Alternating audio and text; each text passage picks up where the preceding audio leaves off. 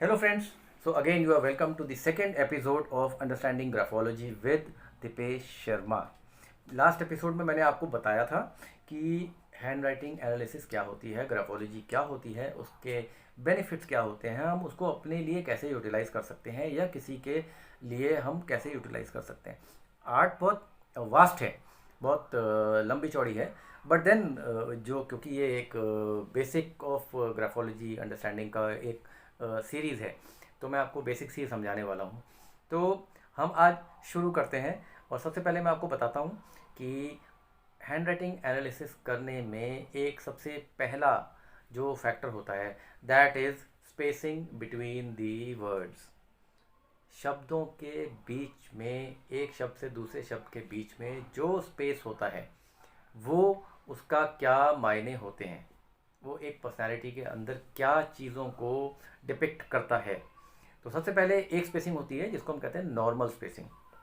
Normal spacing आप समझ सकते हैं कि एक वर्ड और दूसरे वर्ड के बीच में जनरली एक इंसान जो लिखता है वो वैसे होता है। और सेकंड होती है हमारी वाइड स्पेसिंग, यानी कि एक वर्ड के बीच में और दूसरे वर्ड के बीच में, एक वर्ड और दूसरे वर्ड के बीच में जो डिस्टेंस है वो जनरली नॉर्मल से कुछ ज़्यादा रहता है, तो वो वाइड स्पेसिंग हो जाती है। उसके अलावा होती है नैरो स्पेसिंग, यानी कि एक इंसान कुछ ऐसा भी होता है, कुछ ऐसे लोग भी होते हैं जो बहुत वर्ड्स लिखते हैं तो एक वर्ड और दूसरे वर्ड के बीच का डिस्टेंस बहुत कम रहता है। उसके अलावा कुछ लोग अनइवनली लिखते हैं, कभी तो वो बहुत ज़्यादा दो वर्ड्स को आपस में बहुत पास पास कर देते हैं, या फिर कभी बहुत ज़्यादा दूर कर देते हैं, या किसी वर्ड को छोटा कर देते हैं, बड़ा कर देते हैं, तो वो हैंड राइटिंग बेतरतीब लगती है। तो ये चार तरीके की जो स्पेसिंग होती है उसका क्या महत्व होता है वो अभी मैं आपको लिख करके बताऊंगा, और उसके बारे में भी बताऊंगा कि वो किस पर्सनालिटी के ट्रेट को शो कर रही है। जब हम वर्ड स्पेसिंग की बात करते हैं ग्राफोलॉजी में, तो तीन तरीके की स्पेसिंग हो सकती है। सबसे पहली वाली जो है नॉर्मल स्पेसिंग का मतलब जो होता है वो, मैं अगर नॉर्मल स्पेसिंग की बात करूँ तो वो ऐसे लिखा जाता है, आई एम लर्निंग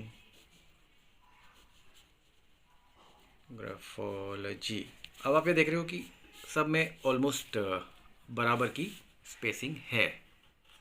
इसका मतलब क्या होता है कि जो इंसान है वो बहुत बैलेंस्ड। जो दूसरी स्पेसिंग होती है उसको हम बोलते हैं वाइड स्पेसिंग।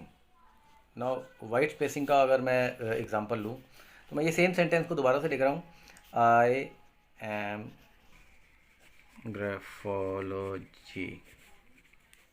सो अब आपने देखा कि यहाँ की स्पेसिंग में और यहाँ की स्पेसिंग में डिफरेंस हो गया, यहाँ की स्पेसिंग बढ़ गई है। ये वाइड स्पेसिंग है। वाइड स्पेसिंग जनरली डिपिक्ट करता है एक इंसान, ऐसे इंसान को जो कि फ्लैम्बोयेंट है, बहुत ओपन माइंडेड है, कॉन्फिडेंट है, तो वो वाइड स्पेसिंग करता है। एंड ऐसे लोग बड़े ही दयालु स्वभाव के होते हैं generally. Third type of spacing is narrow spacing. मतलब अगर शुद्ध हिंदी में उसको बोलेंगे तो इट इज़ कॉल्ड, मतलब बहुत भेड़ा भेड़ा लिखा हुआ।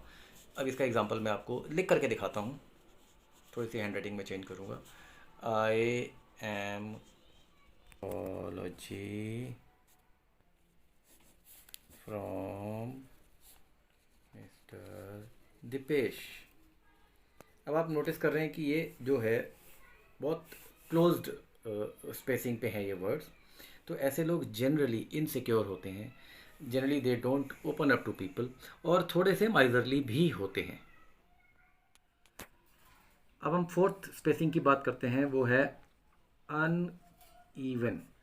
अब अनइवन स्पेसिंग की अगर हम बात करें तो इसका मतलब ये हो जाता है कि कहीं पर स्पेस ज़्यादा हो जाती है, कहीं पे कम हो जाती है। मैं एक एग्जांपल लेकर के दिखाता हूँ।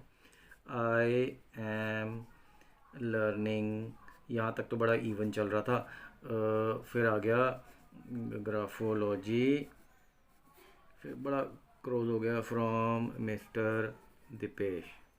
अब ये जो है अनइवन स्पेसिंग का मतलब ये हो जाता है कि जो इंसान ये अनइवन स्पेसिंग में लिखता है वो इंसान थोड़ा सा मूडी होता है, उसके मूड स्विंग्स बहुत ज़्यादा होते हैं, या कई बार वो कंफ्यूज हो जाता है किसी बात के बारे में लिखते हुए या सोचते हुए। आपको हमारा वीडियो कैसा लगा? Please do let us know by putting in comments, and don't forget to like, share, subscribe our channel.